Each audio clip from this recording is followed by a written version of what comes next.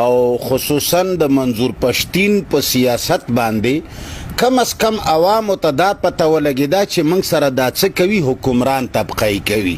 بې ګناه اپریشنونه به یې کول او په موږ باندې به ډرون حملې کېدې او زمونږ د قبایلو به وړه وړه بچي بې ګناه ښځې به په اور کې سوځېدې، خو څوک د آواز پورته کوونکی نه و او څوک حقیقت ویونکی نه و. موږ سره به کله دا دوکه کېده چې یاره دا بس آسماني ګولۍ وه راغله او پته ونه لګېده. کله به وي چې هو دا چا وکړه هم تحقیق کر رہے ہیں، موږ به وي چې یاره دا به چېرته امریکې پټه کړي. او اوس عمران خان په سیاست کې او خصوصا د منظور پښتین په سیاست باندې کم از کم عوامو ته دا پته ولګېده چې موږ سره دا څه کوي، حکمران طبقه کوي.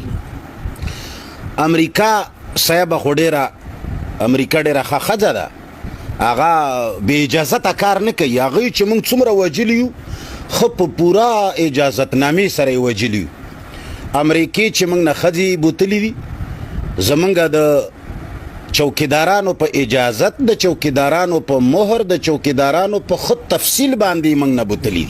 مخکې خو به موږ وی چې غل راغی او عافیه صدیقه یې بوتله، په موږ یې ډزې وکړې، دوی به وی چې هم تحقیق کر رہے ہیں، ان کو کیفر کردار تک پہنچائیں گے. موږ به زړه کې وی چې یاره لکه څه شته. عمران خان او منظور پښتین صرف دومره کار وکړ چې خلک په دې باندې پوه کړل چې الله مو غرقه چیغې مه وهئ چې دا څه کېږي، دا په اجازت کېږي، دا ښه په ګټ جوړ باندې کېږي. او موږ چې کومه یو، موږ د دې قوم مجرمان یو ځکه چې موږ د پاکستان خیرخوا یو. موږ د عوام ټولو نه لوی ظالمان یو ځکه چې موږ ظالمان نه وی، داسې ظالم حکمران به موږ په دې ملک باندې نه مسلط کولی. موږ په ملک باندې هغه خلک، هغه سیاستدانان، هغه حکمرانان مسلط کړي دي چې هغه اویاو کالو نه زموږ ملک تباه کوي. زموږ د ملک معدنیات یې بهر ملکونو له ورکړل، زموږ د ملک تمامه پیسه یې امریکا او په برطانیه کې کېښوده، زموږ د ملک عزت ترې راواغسته، د امریکې او د کفارو د پښو لاندې یې پامال که.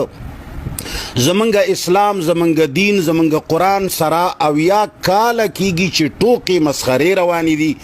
موږ وی چې که دا بېوسي ده، دا موږ ته اوس ورو ورو پته ولګېده چې دا ښه مزېدار د دوی او د هغوی ګټ جوړ دی. موږ غربوي الله ورباندې په دې وجه چې الله تعالی موږ ته دا سزا راکوي چې تاسو په ځان باندې